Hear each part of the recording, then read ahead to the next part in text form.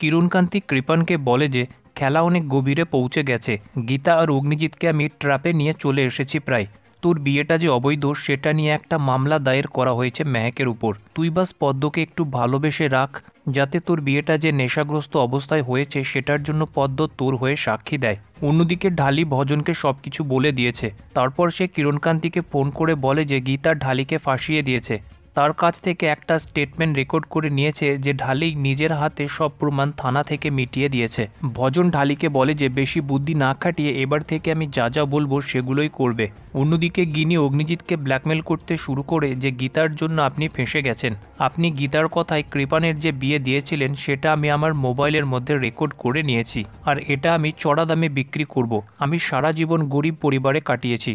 মুখার্জি পরিবারে একটা সুখের জীবনের আশায় এসেছিলাম, কিন্তু এখানেও আপনারা আমাকে শুধুমাত্র ধোঁকা আর কষ্ট দিয়েছেন। বিয়ের পর আজ অব্দি আমি স্বামীর ভালোবাসা পাইনি। গিনি অগ্নিজিৎকে বিয়ের ভিডিওটা দেখায় আর বলে যে পুরো রেকর্ডিংটা আমার কাছে আছে, আর ভজন বিয়ের সমস্ত অতিথির লিস্ট বানিয়ে নিয়েছে যারা সাক্ষী দিবে। গীতা গিনিকে বোঝানোর চেষ্টা করলে গিনি গীতার একটাও কথা শুনতে চায় না। গিনি অগ্নিজিৎকেও বলে যে আপনার মেহেকের জীবন বদনাম হয়ে যাবে, সাথে খবরটা মিডিয়াতে গেলে পুরো মুখার্জি পরিবারের মান সম্মান সব শেষ। তারপর অগ্নিজিৎ কান্নায় ভেঙে পড়ে আর গিনির কাছে হাত জোর করে বলে যে আমি তোমার কাছে অনুরোধ করছি আমার মেয়ের জীবনটা নষ্ট করে দিও না। কিন্তু গিনি অগ্নিজিতের একটাও কথা শুনে না। তারপর গিনি মেহেককে ভয় দেখানোর জন্য সেই ভিডিওটাকে তাকে পাঠিয়ে দেয়। গিনি কতটা বাজে হয়ে গেছে সেটা সাত্বিক বললে গিনি বলে যে সবকিছু তোমার জন্য হয়েছে, আমি শুধু তোমার ভালোবাসা পেতে চেয়েছিলাম। এবার আমি তোমাকে কোর্টের মধ্যে টেনে নিয়ে যাব। গিনি গীতাকে বলে আমি এবার পেছনের দিকে ফিরে তাকাবো না, আমি নিজের মতো করে বাঁচব। গিনি চলে গেলে তারপর অগ্নিজিৎ কান্নায় ভেঙে পড়ে, যেখানে গীতা অগ্নিজিৎকে বোঝানোর চেষ্টা করে যে গীতা তার সাথে আছে, গীতা মেহেকের কিছু হতে দেবে না। অন্যদিকে মেহেক ভিডিওটা দেখার পর ভীষণভাবে ঘাবড়ে যায় আর কান্নায় ভেঙে পড়ে।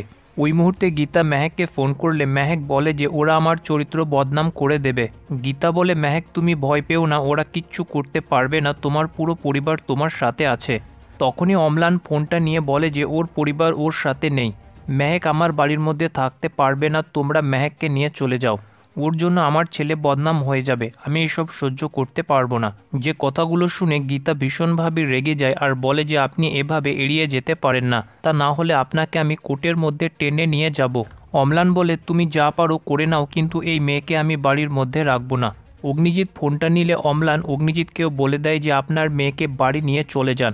ভজন মিত্তি আর ধীমান সেন যা বলেছে ওদের মোকাবিলা করার ক্ষমতা আমার নেই, আমি সব গয়না টাকা পয়সা ফেরত দিয়ে দেবো, আপনি মেহেককে নিয়ে চলে যান দয়া করে। তারপর আমার মেয়ের কি হবে বলে অগ্নিজিৎ ভীষণভাবে কান্নায় ভেঙে পড়ে। যেখানে গীতা অগ্নিজিৎকে অনেক সামাল দেওয়ার চেষ্টা করলেও কোনো ফল হয় না, অগ্নিজিৎ ভীষণভাবে কাঁদতে শুরু করে।